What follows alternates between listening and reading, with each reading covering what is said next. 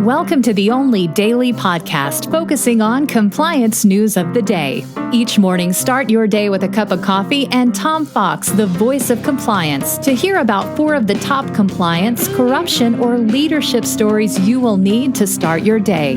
The Daily Compliance News is a production of the Compliance Podcast Network. April 22, 2020, the Gronk Returns Edition.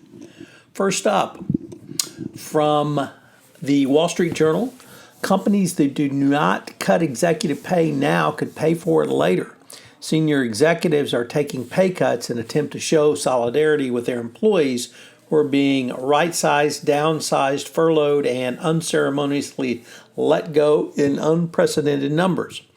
At a time when many investors are putting greater emphasis on ESG considerations, perceived missteps by companies can do more damage than in the past. The current crisis is no different in that regard, as many CEOs are taking pay cuts. However, those sacrifices are not included by all CEOs, and they could be punished in the marketplace after we get through this crisis. So, memo to CEOs, you better take a pay cut or you're going to take a stock hit later.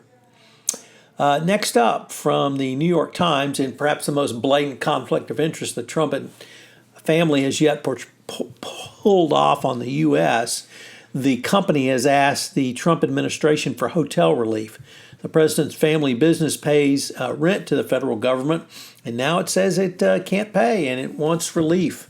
So imagine that. What do you think of that conflict of interest? And do you think for one moment the Trump administration will not grant the Trump family business relief? So this is one of the most blatant conflicts of interest around, yet the Trump administration will no doubt help out its business. Next up, from the Washington Post, we have another coronavirus outbreak at a pork plant, this time the JBS pork plant. It's continuing to force closures at major meat processing plants, raising alarms about worker safety and, of course, the nation's meat supply chains. JBS, the U.S. subsidiary of the world's largest processor of fresh beef and pork, announced it's indefinitely closing its pork production plant in Worthington, Minnesota. Really, the most significant comment came by the owners of the plant, who blamed the workers for the spread of the coronavirus because of their lifestyle. I guess they didn't realize these were the people who were working for them, but this is fairly typical of plant owners who provide no safety gear and put workers in hazardous conditions, and then, of course, blame the workers. So if you work for one of those plants, TS, baby, you're on the plant owner's hit list. And finally, from the world of sports, Rob Gronkowski has been traded from the New England Patriots to the Tampa Bay Buccaneers. You ask, Tom, how could they trade Rob Gronkowski? Didn't he retire? Well, the answer is yes, he did retire, and he's been retired for over a year. Nevertheless, he apparently wants to play with Tom Brady again. And so with the Byzantine salary structures in the National Football League, the Patriots were going to take a $10 million cap hit on Gronkowski this year, so they really had no choice but to trade him.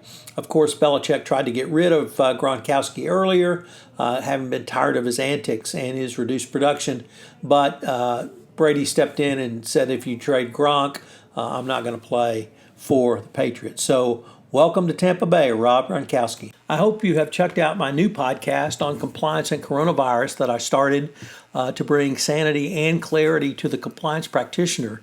I am having as diverse a input of stories that I can, from successfully working at home to navigating compliance during the difficult times, and a wide variety of others. So check out Compliance and Coronavirus. It comes up Tuesday, Wednesday, and Thursday at 9 a.m. on the Compliance Podcast Network. You're staying safe, self-distancing, and isolating during this time. Thank you for listening.